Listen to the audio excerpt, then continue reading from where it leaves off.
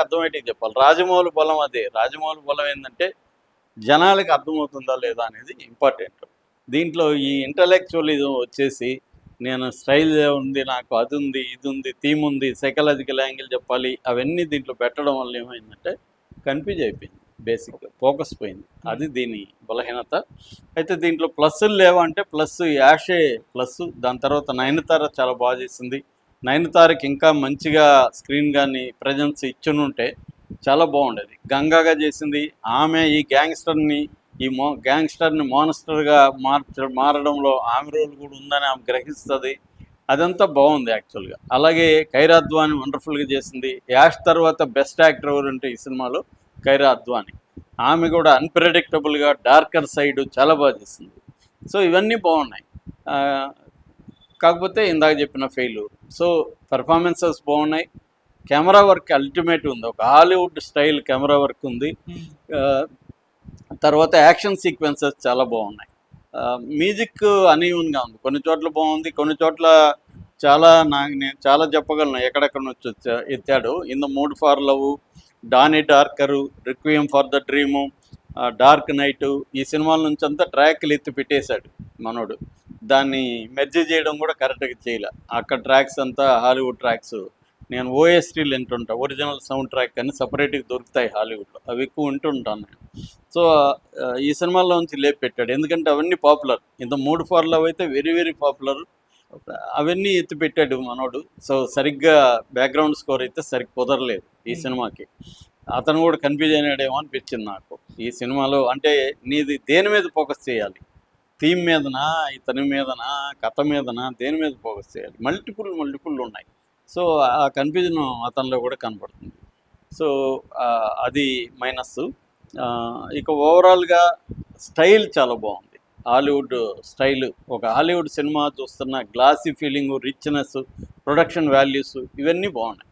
మైనస్లు చెప్పుకోవాలంటే screenplay minus, BGM minus, story emotion లేకపోవడం మైనస్, లెంగ్త్ మైనస్. ఇంత లెంగ్త్ అవసరం లేదు. 3 గంటల 10 నిమిషాలు. ఈ పిచ్చేంటో ఈ పాన్ ఇండియా సినిమాలంటే 3 గంటలు ఫిక్స్ అయిపోవడం, 3 గంటలకి సరిపోయే స్టప్పుని పెట్టడం. ఎడిటర్లకి ఫ్రీడమ్ ఉండదు. 3 గంటలు ఉండాలి కదా. ఎవడు చెప్పాడు మీకు 3 గంటల్లో ఉండమని? 2 గంటల్లో హాలీవుడ్ సినిమాల క్లాసిక్స్ లేవా?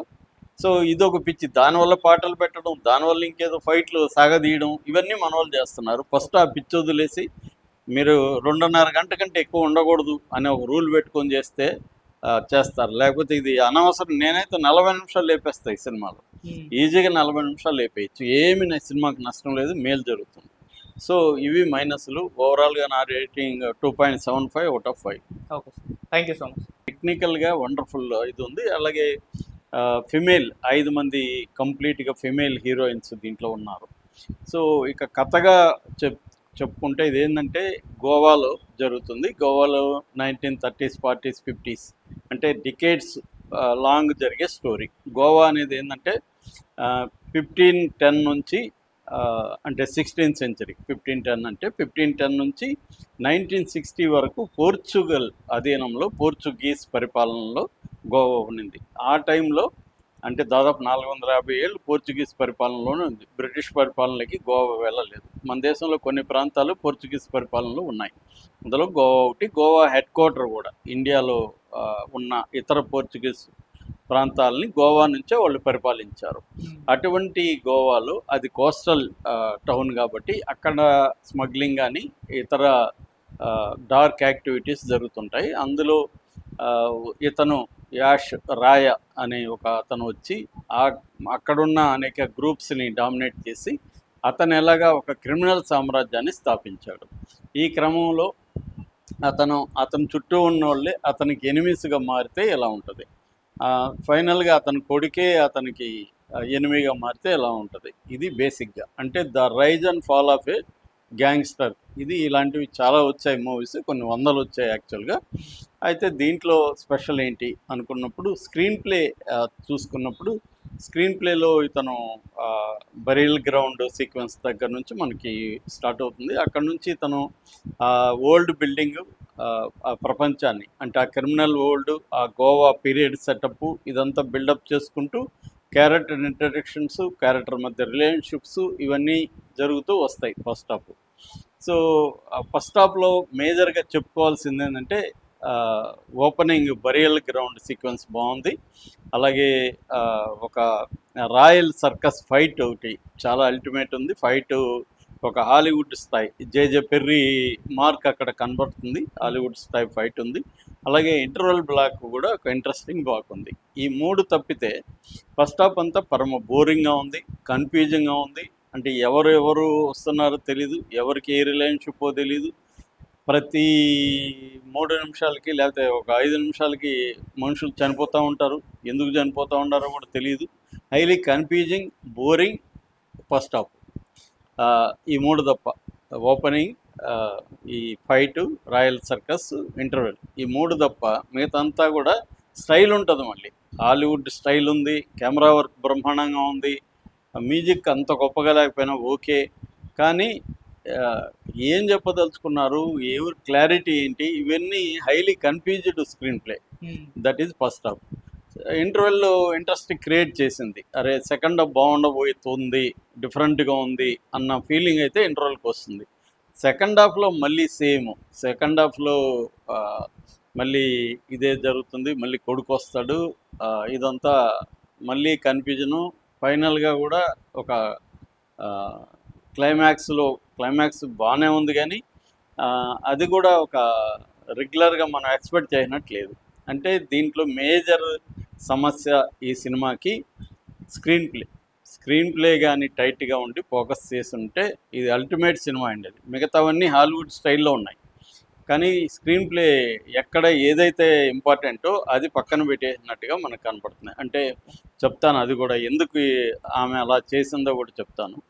సో ఎందుకంటే నేను కొన్ని వందల గ్యాంగ్స్టర్ సినిమాలు చూస్తాను. నా గ్యాంగ్స్టర్ సినిమాలు పిచ్చి ఉంది. గ్యాంగ్స్టర్ సినిమాలు నేను కొన్ని వందలు చూస్తాను. అందువల్ల దీంట్లో ఏవే సీన్లు ఎక్కడెక్కడ నుంచి వచ్చాయి కూడా చెప్పగలను. బట్ అది పక్కన పెడితే ఇది బేసిక్గా. సో దీంట్లో హైలైట్ ఏంటంటే నిజానికి థీమ్ చాలా గొప్ప థీమ్. ఇది ఒక స్కార్ఫేస్లో ఉన్న థీమ్ లాగా నాకు అనిపించింది. స్కార్ఫేస్, బ్రయన్ డిఫామా డైరెక్టరు, అది వండర్ఫుల్ ఉంటుంది అన్నమాట స్కార్ఫేస్. సో ఇదేంటంటే ఒక గ్యాంగ్స్టరు వైలెన్స్ ద్వారా ఇతరులని, తన చుట్టూ ఉన్న వాళ్ళని పవర్ ద్వారా కంట్రోల్ చేయడం ద్వారా ఒక గ్యాంగ్స్టర్ ఎదిగినప్పుడు అతను భ్రమలో ఉంటాడు. అందరూ నా కంట్రోల్లో ఉన్నారు, నేను చెప్పినట్టే జరుగుతుంది అని అతను ఆ భ్రమలో ఉంటే, ఆ భ్రమ పటాపంచలు అయినప్పుడు అతనికే ఎనిమిగా మారిపోతాడు. ఈ సినిమాలో థీమ్ అది. నిజానికి థీమ్ విన్నప్పుడు చాలా బాగుంటుంది. అంటే ఒక వ్యక్తి తనకి ఎవరో ఎనిమి అవసరం లేదు, తన ఎనిమి అయిపోతే అతని పరిస్థితి ఎలా ఉంటుంది, తన రిలేషన్షిప్స్ అంతా ఎలా ఉంటాయి అనేది బేసిక్గా ఈ లైన్. దీన్ని ఎగ్జిక్యూట్ చేయడంలో కంప్లీట్గా ఆమె ఫెయిల్ అయింది. ఎట్లా ఫెయిల్ అయిందంటే, ఇది అదేంటి కేజీఎఫ్ స్టైల్లోకి తీసుకొద్దామని ఒక ప్రయత్నం. అతన్ని చూస్తే, యాషన్ చూస్తే మనకి కేజీఎఫ్లో ఉన్న రాకీ బాయ్ వివిధ డ్రెస్సుల్లో ఇక్కడ తిరుగుతున్నట్టు ఉంది తప్ప ఇది సపరేట్ సినిమా ఫీల్ రాలేదు. అక్కడేమో రాకీ బాయ్కి ఒక క్లారిటీ ఉంటుంది, ఫోకస్ ఉంటుంది తన గోల్లో అన్నీ. దీంట్లో ఫోకస్ ఉండదు. సైకలాజికల్గా వీడు ఫుల్లీ డెవలప్డ్ కాదు ఈ క్యారెక్టరు. సైకలాజికల్ ఫుల్ డెవలప్ కానీ రాకీ బాయ్ వివిధ డ్రెస్సుల్లో తిరుగుతున్నట్టు అనిపిస్తుంది. ఆ హ్యాంగ్ ఓవర్ అంతా దీనికి తీసుకొచ్చింది. ప్లస్ ఆమె తీసిన లయర్స్ డైస్ కానీ, మూతాన్ అనే సినిమా, ఈ రెండు చూసాను నేను మలయాళంలో. ఆ రెండు కూడా బాగుంటాయి. దాంట్లో ఆమె స్పెషల్ ఏంటంటే సైకలాజికల్ యాంగిల్లో, మిస్టికల్ యాంగిల్లో ఇమాజరీస్ని తీసుకురావడం, సింబాలిక్గా చెప్పడం, ఇది ఆమెకున్న స్ట్రెంగ్త్. దాన్ని దీంట్లోకి తీసుకొచ్చింది. అంటే ఇటు అదేంటి సరిగ్గా వండని కేజీఎఫ్ని తీసుకొచ్చింది, తన సైకలాజికల్ దీనంతా తీసుకొచ్చింది. దీంట్లో మళ్ళీ ఫెయిరీ టైల్ ఎలిమెంట్స్ పెట్టింది. ఇవన్నీ పెట్టడం వల్ల ఆడియన్స్ కన్ఫ్యూజ్, ఒరే ఏం జరుగుతుందిరా బాబు స్క్రీన్ మీద అని ఆవులింతలు వచ్చే పరిస్థితి. నేను చాలామందిని చూసి ఆవులిస్తున్నారు. సో అంటే ఒక్కోసారి స్క్రీన్ చూడలేని పరిస్థితి, విపరీతమైన వైలెన్స్. అంటే ఈ మధ్య ఏమైందంటే వైలెన్స్ ఉంటే ఇంపాక్ట్ వస్తుందని అందరూ అనుకుంటున్నారు డైరెక్టర్లంతా. కానీ వైలెన్స్లో ఎమోషన్ లేకపోతే, స్టోరీలో కనెక్షన్ లేకపోతే వైలెన్స్ ఎంతసేపు చూస్తారు, బోరింగ్ కూడా చంపుతూ ఉంటారు. అంతే కదా, ఫైనల్గా వైలెన్స్ అంటే ఏంటి? అవును. వందల మందిని చంపుతూ ఉంటారు. అది ఎంత స్టైల్గా అందరూ దీని మీద ఫోకస్ చేస్తున్నారు. ఎంత స్టైలైజ్డ్ వైలెన్స్ తీయాలి, ఎంత దారుణంగా ఊహించని విధంగా చంపాలి, దీని మీదే ఎట్లాంటి ఆయుధాలు వాడాలి, ఇదే చేస్తున్నారు. కానీ కథలో భాగంగా వైలెన్స్ ఉండాలి, క్యారెక్టర్కి రిలేటబుల్